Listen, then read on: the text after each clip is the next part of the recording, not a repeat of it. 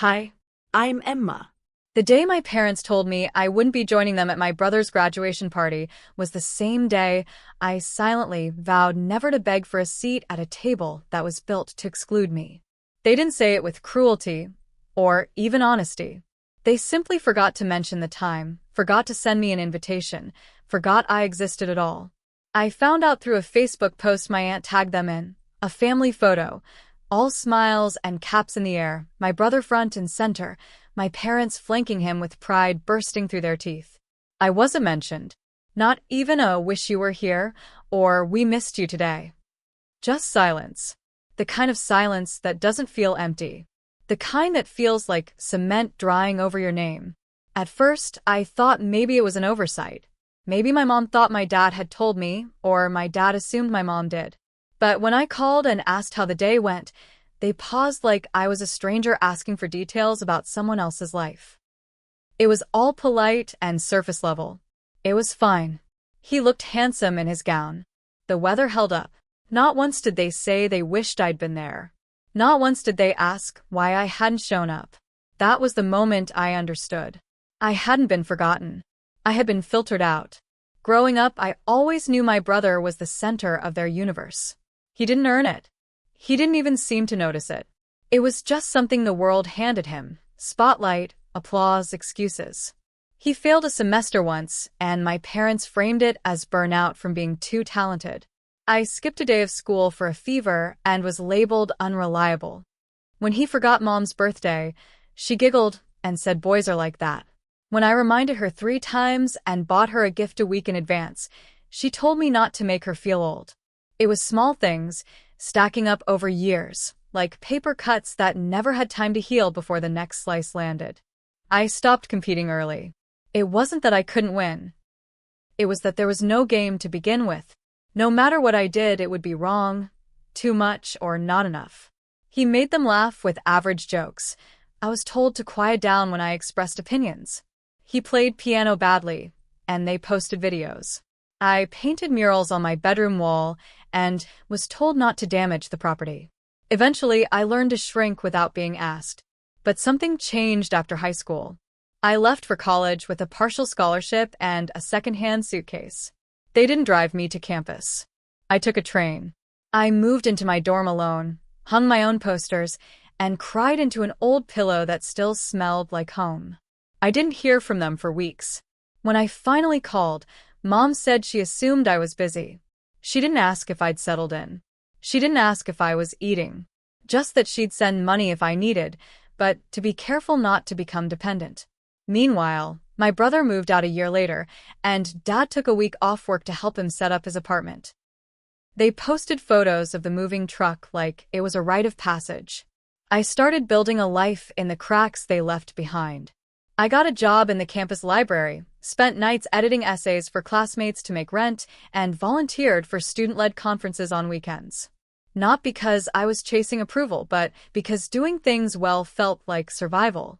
I became good at being invisible and excellent at being necessary. Professors began noticing.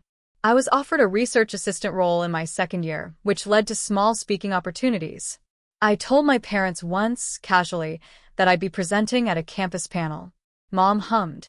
Dad asked if my brother was still dating that girl from the art program. That was the end of that conversation. By the time I reached senior year, something in me had hardened. Not bitter exactly, but hollow. Like I'd spent so many years pouring effort into a vacuum that I forgot how to hope it would be returned. I applied to graduate school without telling anyone. Got in with a full ride. When I told them over dinner one night during winter break, Mom nodded and said, "Well, at least you're not asking us to pay for it." Dad laughed a little and said, "Just don't burn out like your brother." The truth is, I wasn't surprised anymore. I had learned to expect the bare minimum and receive even less. But that didn't mean it stopped hurting. It just meant the hurt became familiar, something I carried like a scarf in cold weather, tight around my neck, but manageable. Then came the TEDx talk. It wasn't something I planned. A professor had recommended me after I gave a passionate presentation on educational equity. I thought it was a joke at first, but the email was real, the invitation sincere, and the platform prestigious. I prepared like my life depended on it. Nights blurred into dawns. I rehearsed in front of mirrors, empty classrooms, even in the shower. I wrote and rewrote until the speech sounded like breathing. The theme was redefining value. I didn't name my parents or my brother. I didn't need to. The story I told was my own, carved from the invisible edges of a life spent watching others be celebrated for less. When the video went live, I expected nothing. Maybe a few comments, a couple of classmates sharing it out of kindness. But something shifted. It was like people had been waiting for someone to say what I said, in the way I said it. The views climbed, then surged. Messages poured in, strangers, teachers, former classmates. They said it felt like I had told their story too. One day I opened my inbox to find a message from a National Education Foundation. They wanted to fund a community program based on my talk. They wanted me to lead it. They called me a voice for the unheard. My name started to appear in articles, newsletters, blogs. My face was on flyers. I was booked for more talks, panels, workshops. People began introducing me as a thought leader. I still didn't believe it, but I kept showing up. And then, out of nowhere, a call from my dad. He started with small talk. Asked how the weather was, if I still drank black coffee. Then he said it, "Your mother, and I saw your video. We're proud of you." The words didn't land the way he thought they would. They didn't fill a gap or warm a wound. They just floated, untethered, years too late. I said thank you because I was still polite. He asked when my next event was. I told him, and that was that. What I didn't expect was to see them show up. Not at the front, not with a banner, not smiling with joy. They came quietly, sat near the back, and waited after the event, not to congratulate me but to stand in line like the others. My brother was with them, hands in his pockets, looking like he didn't know where to stand. When they finally reached me, they didn't ask for a photo. They asked if we could talk. And for the first time in my life, I looked at them and didn't feel like a shadow. I told them I was busy. I smiled, thanked them for coming, and moved on to the next person in line. Not to be cruel, not to hurt, but because I had finally learned something they never taught me. I mattered. Not because they saw it, but because I built something they could no longer ignore. But that was only the beginning. What happened next would make me question everything all over again. Because sometimes the applause comes with strings. And sometimes the people who once dismissed you come back not to celebrate, but to claim what they believe is theirs. I told myself that night was closure. That by walking away with grace and no bitterness, I had ended something that had once hollowed me out. But some stories don't end just because you stop reading them. They wait. They reappear. And when they return, they're often wearing new disguises. It started small. A newspaper article ran a feature on my work. They called it inspiring, used words like trailblazer and breakthrough. I smiled reading it, proud but still detached. I had learned to hold praise loosely. But then, the very next day, my mother called again. Twice. Then a third time. I ignored the first two, unsure of what I owed her now. By the third, curiosity outweighed caution. I answered. Her voice was different, softer, deliberate. She said they'd been talking, that maybe they hadn't supported me the way they should have. That perhaps they didn't understand how much I had needed them back then. She didn't apologize outright. She said things like, "We meant well, and you know how hard things were for your brother." I listened, not because I forgave, but because I wanted to understand what story she was telling herself. She said she was proud again. That dad had printed out the article and shown it to neighbors. That even my brother was talking about me, saying how cool it was that his sister was famous now. It wasn't fame. It was visibility. But they didn't know the difference. I should have known what was coming.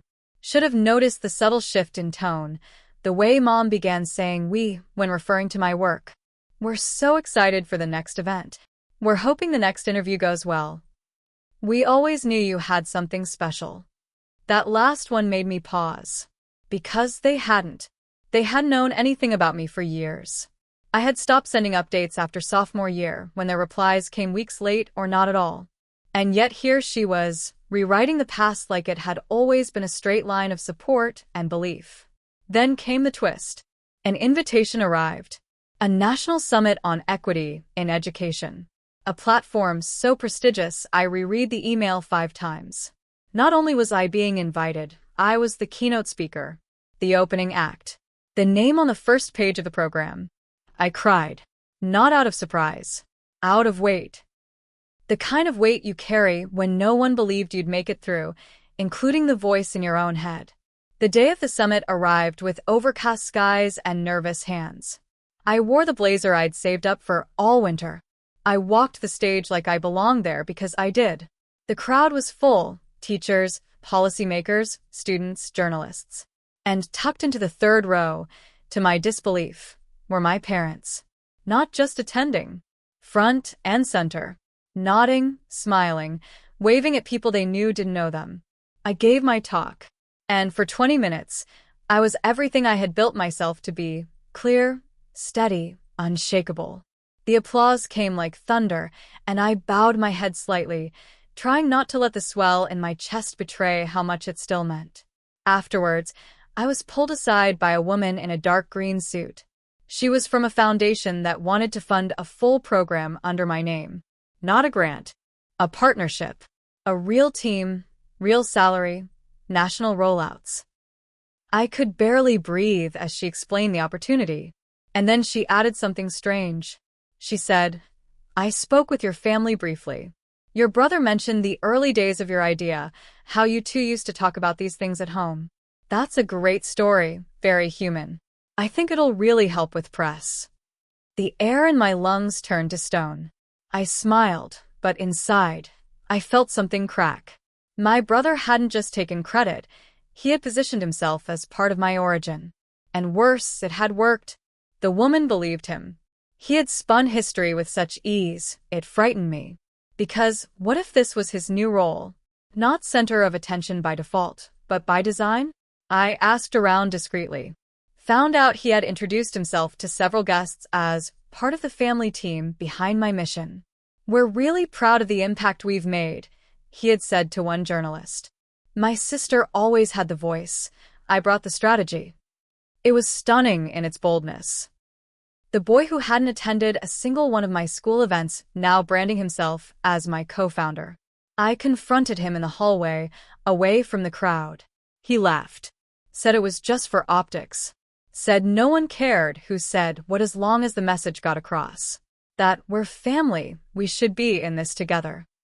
But family hadn't been a we when I was patching together rent money.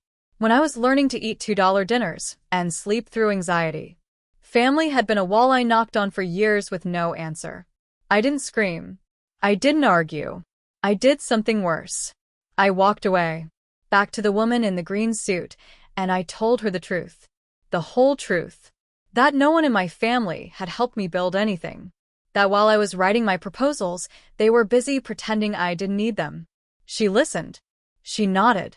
She said thank you for the clarity. I think she already knew. That evening, a clip of my talk went viral. But this time, it wasn't just my speech. Someone had recorded the hallway scene. Me walking away from my brother as he tried to smile for a camera that wasn't even pointed at him. The clip was short, but the caption said it all. She built it alone. He just showed up. The internet didn't hold back. People dug up old posts, old interviews, even found his LinkedIn where he'd added a title related to my project. The backlash was swift. He went quiet. My parents called, left voicemails full of fury and pleading, accusing me of letting the world turn against him. But I said nothing, because I had learned the difference between defending truth and babysitting ego. Weeks passed. I focused on my work. The foundation launched the program. I hired a small team, built workshops, visited schools, taught girls who looked like me that their voices didn't need permission to matter. And then came another twist. My brother showed up at one of the workshops. Alone. No press. No parents. Just him, sitting in the back, head low. When it ended, he approached me. Said he was sorry. Not for the lies, but for not being there when it mattered. For thinking he could just insert himself once it looked shiny. I didn't say I forgave him, but I nodded. Because even broken clocks tell the right time twice a day. That night, I got an email from my mother. It was short. She said, "We watched the video. We didn't know it was that bad. I hope one day you can let's try again." I stared at it for a long time. Then I closed my laptop. Because this time, I wasn't building for applause or acceptance or a family reunion. I was building for the girl who once sat on her dorm bed wondering if she would ever be seen. And now, the world had seen her. And she didn't owe anyone her light, who only came for the spotlight. But something else was coming. Something even I didn't see yet. Because when you rise, the past doesn't always stay buried. And mine was about to knock on my door, dressed as opportunity. But carrying a mirror, I wasn't sure I was ready to look into. The knock on my door came the following Sunday, not with urgency, but with the slow, deliberate rhythm of someone who didn't want to seem desperate, even though they probably were. I wasn't expecting anyone. Most people messaged or emailed before showing up, especially after the clip had made its rounds online. My name was now familiar in circles it never used to belong in. I opened the door carefully, already expecting a reporter or a fan trying to sneak in a selfie. But it wasn't either. It was a woman in her 50s, well-dressed but understated. Her coat hung just right, her hair carefully arranged, and her eyes carried something I couldn't place. She introduced herself with a name I didn't recognize. But the second she said she used to work at the nonprofit where my mother briefly volunteered when we were kids, something clicked. She wasn't here for a donation. She had a story. She said my mother had once spearheaded a small project there, mentorship for teen girls. She said it had lasted 3 months before funding was pulled, but that my mom had left an impression on one of the girls who went on to finish school, get her license, and eventually become a counselor. She handed me an envelope.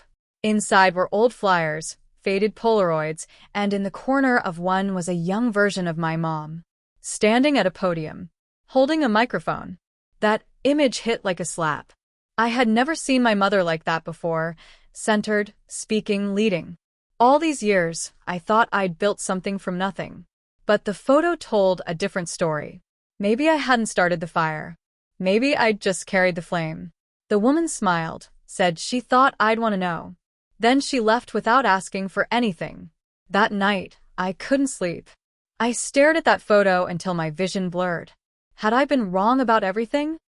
Had I judged my mother too harshly, seen only her absence and never her past? It was a twist I wasn't ready for, because it meant rethinking the story I had been telling myself all along.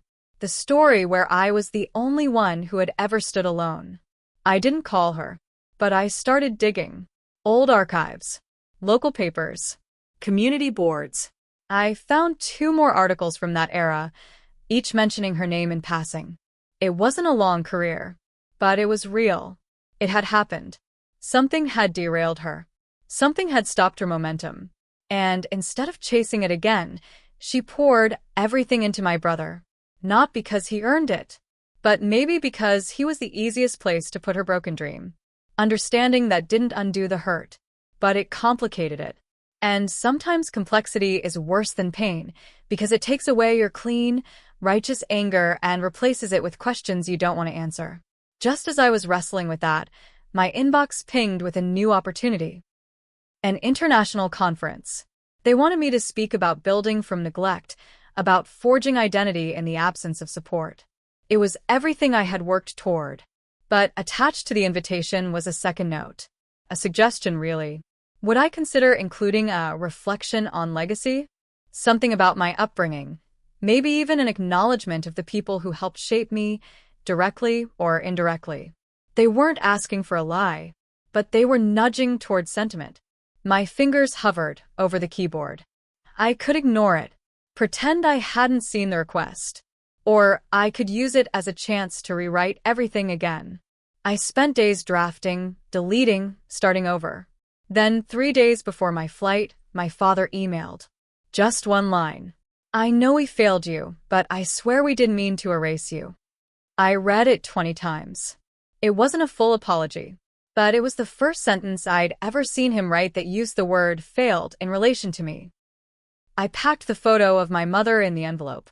I didn't know why, but it felt like something I needed to carry with me. The conference was in Oslo. Cold air, warm buildings, and people who greeted you like they already respected you. I delivered my keynote in a room of over 1,000. Told my story, not just the wounds, but the work, the building, the rebuilding. And yes, I included a line about legacy. I said, sometimes we are raised in the shadow of someone else's silence. But if you look closely, that silence often holds echoes of dreams they were once too tired to chase. The room went still. Then applause. But not the thunderous kind I was used to. This was quieter, more personal, like they understood the shift, like they saw me seeing them. Back home, I released a short essay, a reflection. I didn't name my family, but I gave shape to the nuance. I said, sometimes we don't just fight to be seen, we fight not to disappear from the inside out. And sometimes the people who ignored us weren't blind. They were just lost inside their own stories. I didn't excuse them, but I let myself feel the full picture. And then, out of nowhere, came the storm I never saw coming. An anonymous tip landed in my assistant's inbox. Screenshots, documents, claims that my rise had been funded early on by my family, that my narrative was false, that I had always had support and had simply edited it out to play the role of the neglected hero. At first, we thought it was a prank, but the screenshots looked real.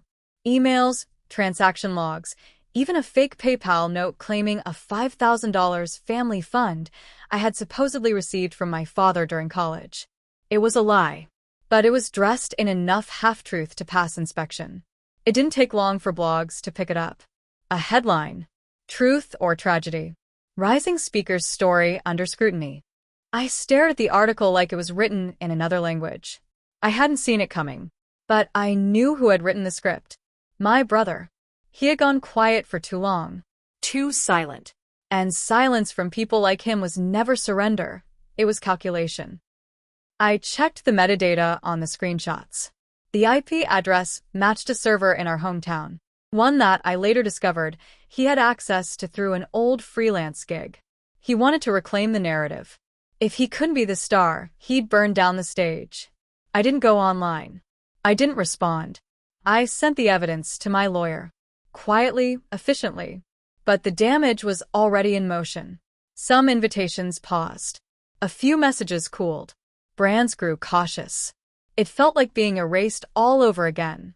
But this time, in front of an audience that had finally seen me. And then another twist. An unexpected letter arrived from the same woman who had first shown me my mother's old photo. She had seen the headlines. She wanted me to know she had kept the originals, the records, the testimony of what I had built. She offered them up, not for defense, but for grounding. You don't have to fight fire with fire, she wrote. You just have to show them the match was never in your hand. That night, I sat at my desk and compiled everything. My real PayPal history, my bank records, old letters I had sent to campus housing, begging for extensions on rent, pictures of the meals I ate when I had nothing else. And yes, the photo of my mother speaking, because even if she hadn't handed me a torch, I had still carried the weight. I wrote a statement. Calm. Measured. Not defensive. Just the truth, clearly laid out. I released it with no hashtags, no drama. It was read over 1 million times in 3 days. And by the 4th day, my brother's accounts had vanished. My parents didn't call. They didn't write.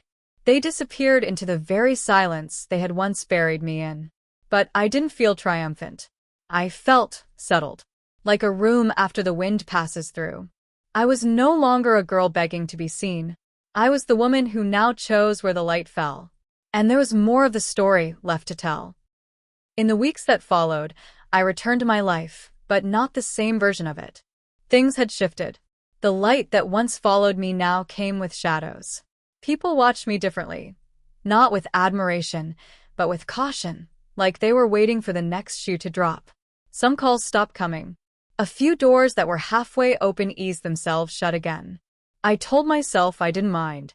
I told myself I had lived without applause before and could do it again. But the truth was simpler and harder. I was tired. Not from the work, but from constantly having to prove I wasn't what people whispered behind closed doors. Then came the invitation. A university, one I had once applied to and been rejected from, wanted to award me an honorary doctorate. They had seen my work, followed the waves, weathered the rumors, and still chose me. It felt surreal and poetic. But attached to the offer was a note I didn't expect. They wanted to honor my family's legacy in community leadership. Not mine. My family's. Apparently, someone had submitted a nomination packet on my behalf that included not only my accomplishments, but a fabricated history of family philanthropy, including scholarship donations, volunteer events, and mentorship programs, all attributed jointly to me and my parents. I didn't know whether to laugh or scream. I asked for the documents. When they arrived, my breath caught. It wasn't just a general lie. It was detailed. Specific. Someone had used real dates, events I had actually attended, but twisted them into shared achievements. Names were added to photo captions that had once shown only me. Quotes I had given were now credited to our family. And worst of all, there were signatures. Forged ones. I knew my brother had a flair for spin. But this was calculated theft. Not of money, of narrative, of recognition. They hadn't just wanted to bask in my light. They wanted to rename it. I sat with it for hours, wondering what it meant. Why now? Why keep clawing at a version of events that clearly wasn't true? And then I realized the truth didn't matter to them. Visibility did. Relevance did. They didn't care about what I had survived. They only cared about how they looked standing next to it. I declined the award, not out of pride, but because I wasn't going to let a fake story be engraved in a real space. And that should have been the end of it. But it wasn't, because someone leaked the forged documents to the press, framed as if I had submitted them, as if I had tried to manipulate the university into giving me the honor. Suddenly, the lie I had refused to participate in was being used as a weapon to smear me publicly. I knew who had done it, but this time, I didn't write a post. I didn't defend myself. I filed a report. A formal investigation began. Digital forensics. Signature comparaison. IP traces. And slowly, the story started to turn. The media that had once been quick to accuse now began asking questions. Why would I leak documents that discredited myself? Why would I reject an award I supposedly begged for? The university cooperated. Quietly. A lawyer from their office reached out to mine. They had evidence. An IP address. An email trail. Even a copy of a recorded phone call where someone claiming to be my assistant had tried to verify the nomination using vague language and inconsistent details. The voice wasn't mine. And it wasn't my assistant's. It was my mother's.